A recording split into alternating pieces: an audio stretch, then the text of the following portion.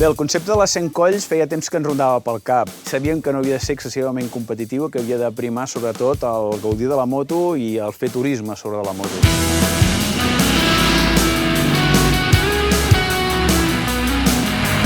Cent colls és el somni de tot motard. És la prova que tots teníem al cap, però ningú s'havia atrevit a plantejar-la.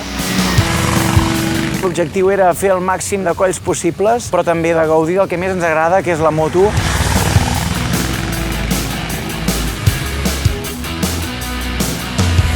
Bueno, la 100 calls es estrategia y dureza. 3 días de rodada por todo tipo de carreteras, muchas curvas, que a los amantes del mototurismo es lo que más nos gusta. Realment ha sigut un plaer fer aquesta cursa. Suposo que als altres també els hi passava. Jo anava amb una rialla d'orella a orella.